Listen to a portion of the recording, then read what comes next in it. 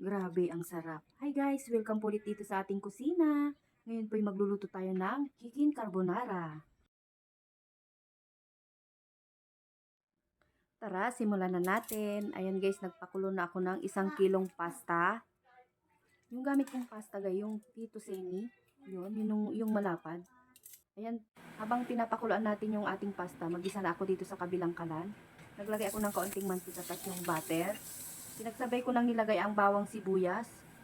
Ayan, palambutin na lang natin ito hanggang sa lumabas yung aroma.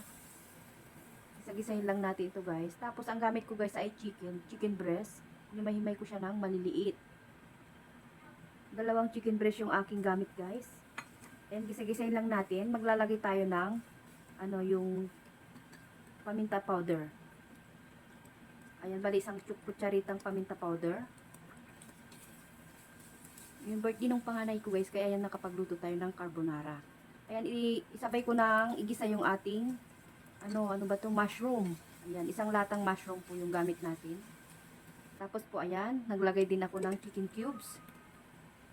Tuwing may okasyon lang tayo nakakapagluto guys ng ganito. Kasi medyo may kamahalan din yung mga ingredients nito guys. Ayan, request ng anak ko kasi ito daw carbonara.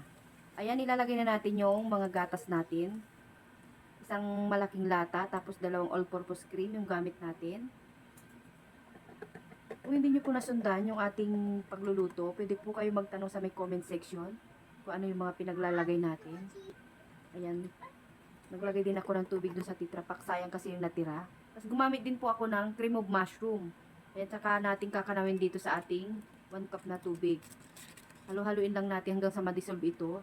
Ayan po ang nagpapasarap din na isa sa ating sauce ng carbonara. Ayan, mas makakatipid kayo guys kung yan ang ilalagay ninyo.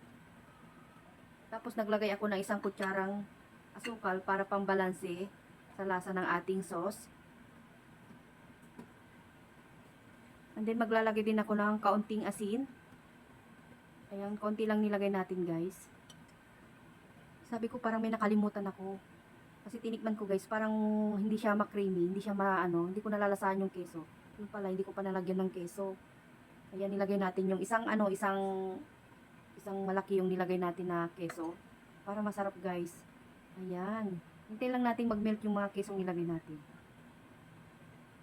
Ayan, sa puntong ito okay na. Maglalagay na tayo ng sauce. Bali, hinati ko yung pasta guys, 2 lagayan. Lalagyan na natin yung kalahati. Ayan, ganyan guys, pag ako ng handaan, hindi ko muna nilalagyan lahat. Bali, hinahati ko lang. Ayan, na-creamy na siya guys, ang sarap. So, ayun po, sana gusto nyo muli itong ating recipe. Palike and share naman po. Nais ko lang magpasalamat sa mga bago nating followers, saka yung mga viewers natin, na walang sawang pagsuporta sa atin. Ayan po, maraming pong salamat. Hanggang sa muli guys.